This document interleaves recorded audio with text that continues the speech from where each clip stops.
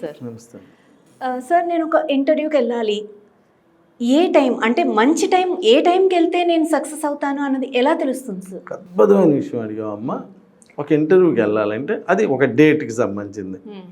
అది ఈ డేటు నాకు నెగిటివ్ డేటు, నేను ఇంటర్వ్యూకి వెళ్ళాలంటే కుదరదు కదా, ఆ రోజే రమ్మంటారు కాబట్టి అదే నేను చెప్తుంది. ఇంపార్టెన్స్ డేస్ మన చేతిలో ఉన్నంత వరకు మాత్రమే నంబర్లు ఫాలో అవ్వాలి. మన చేతుల్లో లేనప్పుడు నేను 6వ తారీఖు పుట్టాను, 3వ తారీఖు ఎగ్జాము, నేను రాయను అంటే కుదరదు, అసలుగా ఫెయిల్ అవుతావు కదా. అందుకని మన చేతుల్లో ఉన్నంత వరకు ఫాలో అవ్వాలి.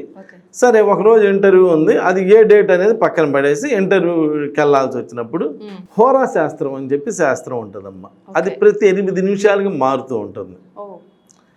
ఇప్పుడు ఆ హోరా శాస్త్రం చూసుకొని అలానే రాహుకాలం అని ఒకటి ఉంటుంది. రాహు అంటే పాము. పాము అంటే జనరల్గా మన ఉద్దేశంలో పాము అంటే విషసర్పం అని కదా. రాహువు చంద్రుని కలిస్తే చంద్రగ్రహణం, రాహు సూర్యుని కలిస్తే సూర్యగ్రహణం. అంటే రాహు ఎవరితో అయినా కలిస్తే అది కొంచెం డిస్టర్బెన్స్ అని చెప్పి మనకి పూర్వీకులు చెప్పారు. మరి మనం పూర్వీకులు చెప్పింది ఫాలో అవ్వాల్సింది తప్పదు, ఎందుకంటే వాళ్ళు ఎంతో ఆలోచించి చెప్పారు కాబట్టి. అట్లాంటప్పుడు ఇంటర్వ్యూకి వెళ్ళేటప్పుడు రాహుకాలమా కాదా చూసుకోవాలి ఫస్ట్. అంటే మన ఇంట్లోంచి బయలుదేరే టైం చూసుకునేటప్పుడు రాహుకాలం చూసుకోవాలి. దుర్ముహూర్తం అని చెప్పి ఒకటి ఉంటుంది, అవి కూడా కొన్ని టైమింగ్స్ ఉంటాయి. ఆ దుర్ముహూర్తమా కాదా చూసుకోవాలి. అవి రెండు చూసుకొని అప్పుడు ఆ రోజు ఉన్నటువంటి డేట్లో, ఆ రోజు ఉన్న వారంలో ఏది బెస్ట్ టైం తీసుకోవాలి. మన డేట్ ఆఫ్ బర్త్కి బెస్ట్ టైం. అంటే సపోజ్ నేను 1వ తారీఖు పుట్టాను అనుకో, టైం ఉంటే 1 అనే నంబర్లకి 1 గంటకి రాహుకాలం కానీ దుర్ముహూర్తం కానీ లేకపోతే 1 గంటకి ఇంట్లో నుంచి బయలుదేరే ప్రయత్నం చేయాలి, లేదా 10 గంటలకు బయలుదేరే ప్రయత్నం చేయాలి. ఏదైనా ఫస్ట్ రాహుకాలంని దుర్ముహూర్తాన్ని చూసుకొని ఆ తర్వాత ఉన్న అవర్స్ చూసుకోవాలి. అప్పుడు అవర్స్కి ఇంపార్టెన్స్ ఇస్తాం, అప్పుడు డేట్కి ఇవ్వం. అవర్స్కి ఇంపార్టెన్స్ ఇచ్చుకొని ఆ అవర్స్లో చేసుకొని వెళ్తే ఏం లేదు. ఆ ఇంటర్వ్యూకి వెళ్ళినప్పుడు వాళ్ళు అడిగిన దానికంతా మంచి టైంలో వెళ్ళినప్పుడు ఏమవుతుందంటే ఎమ్మటే గుర్తు వస్తూ ఉంటుంది.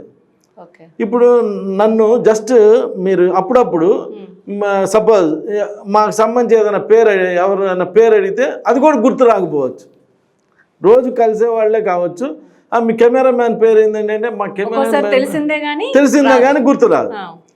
ఇంటర్వ్యూలో నాకు అలా గుర్తు రాలేదంటే ఊరుకోరు కదా. అంటే గుడ్ టైంకి బ్యాడ్ టైంకి తేడా ఏంటంటే తెలిసిన క్వశ్చన్కి కూడా ఆన్సర్ చెప్పలేము, గుర్తు రాదు. అదే గుడ్ టైంలో బయలుదేరారనుకోండి, తెలిసిన క్వశ్చన్కి ఎమ్మటే ఆన్సర్ చేస్తారు.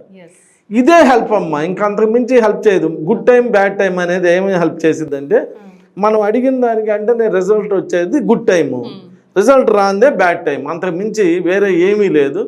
ఇవన్నీ వాడుకోవటం వల్ల ఇలా హెల్ప్ అవుతుంది. కాబట్టి అలా జాగ్రత్తలు తీసుకోండి. ఇంటర్వ్యూస్కి వెళ్ళేటప్పుడు కూడా ఏ రోజు ఇంటర్వ్యూ ఉన్నది అనేది నాకు ఫోన్ చేసి కనుక చెప్పి ఏ టైంలో వెళ్తే బాగుంటుందండి అని చెప్తే, సపోజ్ కొంతమంది నీట్ ఎగ్జామ్కి వెళ్తుంటారు. నా దగ్గర మొన్న నీట్ ఎగ్జామ్కి వెళ్ళేటప్పుడు అది మధ్యాహ్నం అయితే కొంతమంది టైముని బట్టి ఉదయం 10 గంటలకే ఇంట్లోంచి బయలుదేరండి, అక్కడికి వెళ్తేప్పుడు గంట అంటే 1 అవరే అయినా 2 అవర్స్ వెయిట్ చేయండి అని చెప్పి చాలామందిని పంపించారు. అంటే అవసరం అలాంటిది, వాళ్ళ యొక్క మ్యాచ్ అవ్వదు. మ్యాచ్ అవ్వనప్పుడు 1 గంట అక్కడ వెళ్ళి వెయిట్ చేసినా తప్పులేదు, కానీ రాంగ్ టైంలో వెళ్తే చాలా ఇబ్బంది పడుతుంది అనమాట. అలా వెళ్ళిన వాళ్ళందరూ సార్ నాకు సీట్ వచ్చింది, నాకు ఫ్రీ సీట్ వచ్చింది అని చెప్తున్నారు. మరి అలా కూడా నేను చూసుకోవాలి కదా. ఇప్పుడు అలా వెళ్ళిన వాళ్ళకి ఎంతవరకు సక్సెస్ అయ్యారు, వెళ్ళిన వాళ్ళు ఎలా సక్సెస్ కావలేదు అనేది చూసుకుంటాను అనమాట. నమస్కారం. ధన్యవాదాలు సార్.